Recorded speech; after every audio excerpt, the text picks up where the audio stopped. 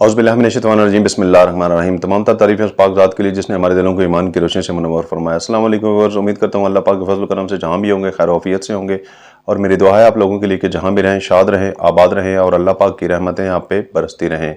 Viewers, basically आज जो हम बात करेंगे वो हाइब्रिड गाड़ियों के बारे में बात करेंगे कि हाइब्रिड गाड़ी से हम कैसे बेहतर फ्यूल एवरेज ले सकते हैं और हाइब्रिड गाड़ी को कैसे मेंटेन करना होता है और उसका क्या प्रोसीजर होता है। तो व्यूअर्स, जब भी हम बात करते हैं हाइब्रिड गाड़ियों की तो हाइब्रिड गाड़ी में सबसे पहले और मेन चीज़ जो आती है वो आती है फ्यूल, कि आप कौन सा फ्यूल हाइब्रिड गाड़ी में यूज़ कर रहे हैं।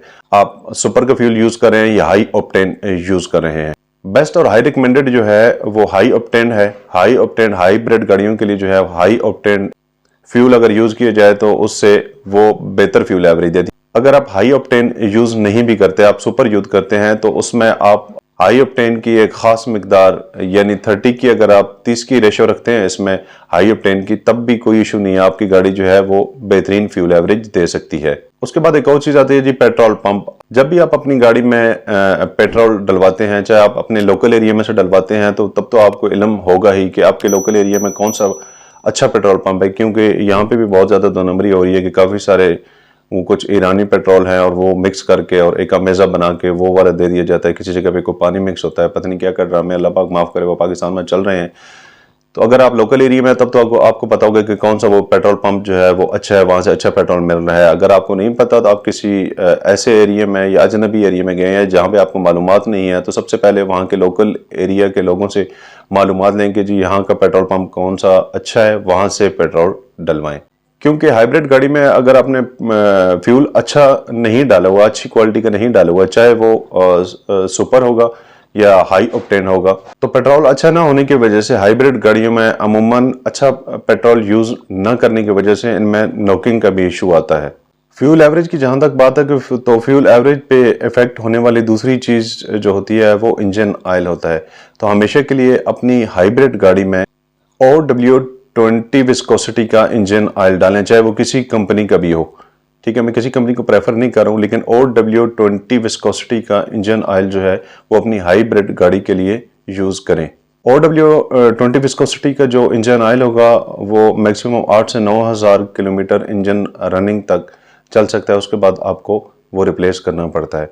उसके बाद आता है जी 5W20 और 5W30 जो है, ये भी हाइब्रिड गाड़ियों के लिए अच्छा इंजन ऑयल है। अगर आपको OW20 विस्कोसिटी का इंजन ऑयल नहीं मिल रहा तो 5W20 और 5W30 का इंजन ऑयल भी आप अल्टरनेटिव यूज़ कर सकते हैं। इस विस्कोसिटी के इंजन ऑयल की जो रिप्लेसिंग होती है वो 5,000 से 6,000 किलोमीटर इंजन रनिंग के बाद होती है।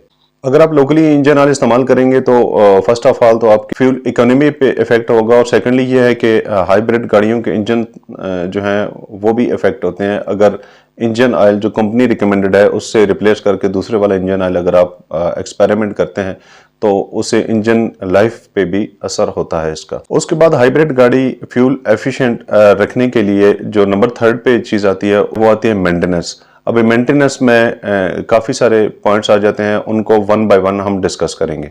बेसिकली इंजन ट्यूनिंग जो है वो 1500 से 2000 किलोमीटर इंजन रनिंग के बाद जो है वो मस्ट होती है। तो 1500 से 2000 किलोमीटर जब भी आपकी गाड़ी की इंजन रनिंग कंप्लीट हो जाए तो ऑटोमेटिकली आप गाड़ी की ट्यूनिंग लाजमी करवाएं। सेकेंडली आता है कि जी गाड़ी का एयर फिल्टर। एयर फिल्टर जो है वो हर इंजन ऑयल के साथ उसे रिप्लेस करवाएं या उसकी कंडीशन देख के, क्योंकि एरिया वाइज भी होता है कि किस एरिया में गाड़ी चली है। कहीं गर्दो गुबार वाले या कच्चे फटे एरिया में चली है तो एयर क्लीनर जो है वो ज़्यादा ख़राब हो जाता है। अगर साफ़ एरिया में चली है तो फिर उसकी कंडीशन को देख के उसके मुताबिक डिसीजन लिया जाए।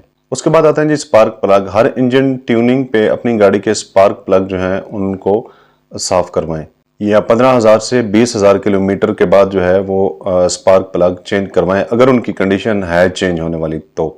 उसके बाद आती है जी थ्रोटल बॉडी। थ्रोटल बॉडी को जब भी आप इंजन की ट्यूनिंग करवाते हैं तो थ्रोटल बॉडी को लाजमी है कि खुलवा के उसको क्लीन करवाएं, क्योंकि मैक्सिमम जाते हैं तो वो मोटा मोटा प्लगों को साफ़ करके मैकेनिक और कहते हैं कि जी ठीक है आपकी गाड़ी ओके हो गई है, आप ले जाएं। लेकिन ये चीज़ें आपने इसलिए बता रहा हूँ कि आपने सर पे खड़ा होना है, उनको बताना है कि जी प्लग इसके करें, एयर क्लीनर इसका चेक करें। उसके बाद थ्रोटल बॉडी जो है उसको खोलें, उसको उसका इंटीरियर जो है उसको क्लीन करवाएं। क्योंकि जो एयर क्लीनर के थ्रू हवा आती है, जब एयर क्लीनर ज़्यादा मैला हो जाता है या साइडों से कोई डस्ट वगैरह आती है तो वो मैक्सिमम थ्रॉटल बॉडी में जो है वो जमी हुई होती है, तो लाजमी है जी उसको साफ़ करवाएं। उसके बाद आता है जी कैथालिटिक कन्वर्टर। कैथालिटिक कन्वर्टर जो है उसका भी बड़ा रोल होता है फ्यूल एफिशिएंसी पे। तो कैथालिटिक कन्वर्टर को भी आप जब भी गाड़ी की ट्यूनिंग करवाते हैं तो कैथालिटिक कन्वर्टर को आप लाजमी जो है वो इंश्योर करें कि उन्होंने क्लीन किया। काफ़ी सारे इस तरह के केमिकल्स आए हुए हैं आजकल मार्केट में कि जो कैथालिटिक कन्वर्टर को क्लीन करते हैं। ये तमाम काम करने के बाद आपकी गाड़ी जो है वो बेहतरीन फ्यूल एवरेज देगी। इसके साथ साथ जनाब एक और चीज़ जो आती है वो आती है कि tyre air pressure. Tyre air pressure, टायरों का चारों के चारों जो टायर लगे हुए हैं उनका एक साइज़ का होना ज़रूरी है। तमाम के तमाम टायरों में रिक्वायर्ड एयर प्रेशर जो है वो बराबर होना चाहिए। टायरों की व्हील बैलेंसिंग अलाइनमेंट जो है वो करेक्ट होनी चाहिए।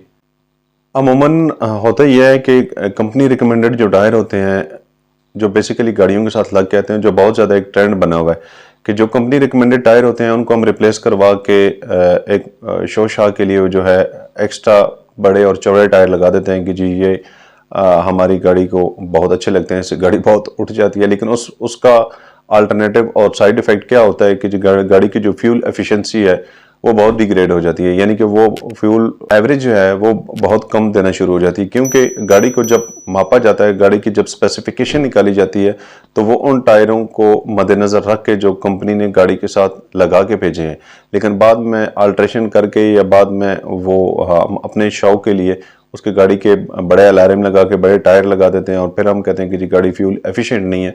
तो ये सारी चीज़ें बड़ी इफेक्टिव होती हैं। ठीक है, चलाने वाले का पाँव, किस पाँव के साथ आप गाड़ी चला रहे हैं।